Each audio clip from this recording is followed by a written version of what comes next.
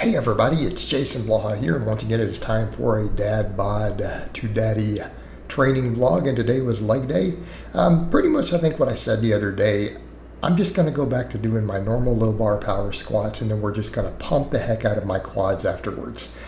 So again, we're going to take this to true power building, but I am going to do it all beltless, raw. So again, just in a pair of shorts. Now obviously my squat is still way down. And again, I haven't been low barring, so kind of got in the position, found a comfortable position with it. Pretty happy with that. Did a 375, just built up to that, and I'm going to have to just bring this up over time as I rebuild my quads. Now, people will chime in and say, well, you know, why is your squat weaker? I mean, a lot of it's the beltless and everything, but let's just be frank, my quads are smaller. My quads regressed over a couple of years of minimal squatting and not doing as much quad training than cutting and everything else, right? Even my walk around weight is about 15 to 20 pounds lighter than my last powerlifting meet, right? I was walking around above 220 then, even when I hit that 496 squat without sleeves. So again, honestly, I just have to bring the quads back up. And I feel like this strategy should be working. I feel like my quads are starting to grow. They're starting to get more sore and stuff from what I'm doing. So I'm implementing what I know will work for that. And it's just going to be a lot of machine work, right? We're going to come in, do heavy squats, and then we're just going to pump them with machines. Now, I finally figured out how to get this belt squat to work the way that I want. That it has to do with understanding that holding onto the handles is essential for one of these with a curved setup. Now I'm finally really getting that deep quad activation on this device now that I put handles back on it. But notice that I put those little ones there, not the bar in the middle. That bar in the middle is really a terrible design, in my opinion. I hated it. That's why I took it out. But this works great, just taking some of those band peg handles and putting them on because they're all the same size. So on this, I did 6 sets of 10, and I am definitely going to need to continue to increase this. This got easier. These were failure. Like the first time I did it, this setup a couple weeks back, like I was hitting failure on rep 9 or 10 on the third set. Now this is getting to where I have reps in the tank, so I don't want to take the reps super high on this. I'm going to do that with the extensions, so obviously I'm going to need to just progressively overload this, but I want to get at least 10 real sets for quads in on this day, not counting the squats. I am not going to count, you know, heavy singles on a low bar squat as a quad set. I'm just not. Let's again be realistic. That is for the power building. That's going to be just for the strength end. And for those who don't understand what I'm doing, my training essentially looks like, at this point, a straight up 5-day bodybuilding bro split, but with a small amount of heavy squat, bench, and deadlift done each once a week. And I mean, we're talking like one heavy set. Like my benching this week, I just did a top heavy set. Now it was bodybuilder style, you know, just a triple with 315, right? Again, that's flat back, flat footed, no arch, super wide grip. So it's obviously not going to be my best, but still doing the heavy bench, same thing, do a heavy set of deadlifts, and then ramp up to, you know, heavy singlers and heavy singles on a power squat, right? A low bar squat at this point, and then just pump everything. Everything else is going to be aesthetics focused, bodybuilding, bodybuilding, bodybuilding. And that's exactly what I did here on the leg day. Now, for people who are like, why aren't you doing calves today?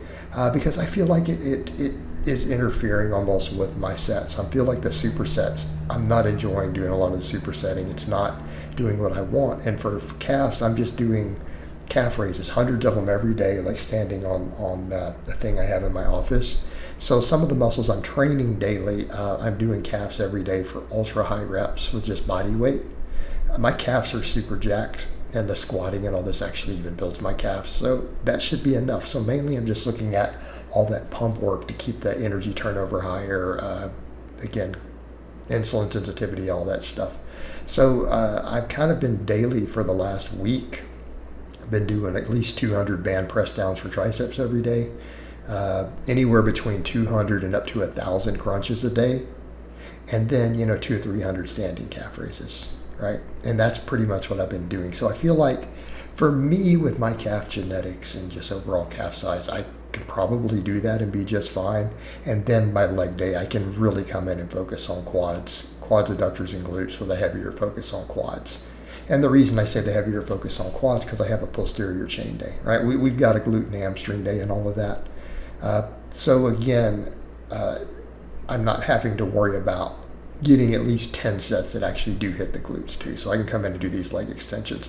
Now it took me a bit to get this where I want it, because I don't want to take the weight off that I use for reverse hypers, because I can do 50 plus reps with this weight.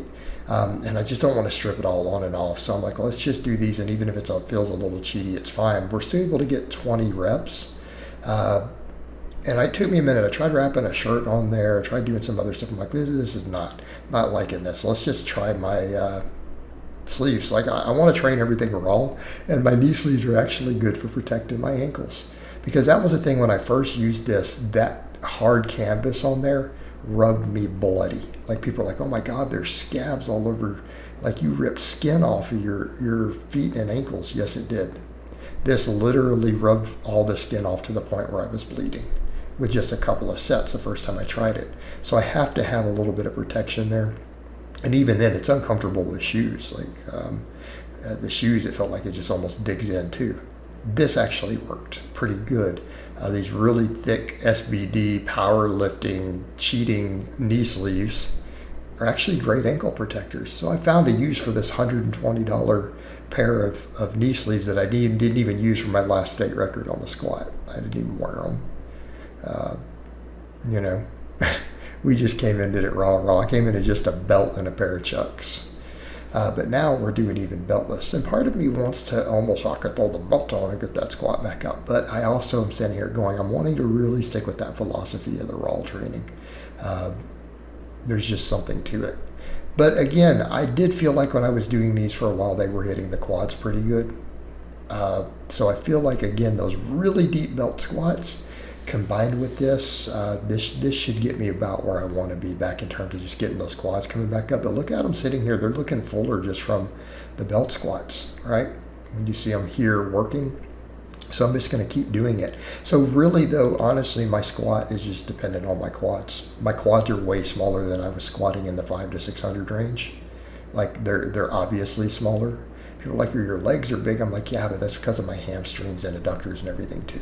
My quads are not as big as they used to be. Nowhere near as big as they were when I was, when I did like that, was in that 550 up to 600 on that cambered bar, right?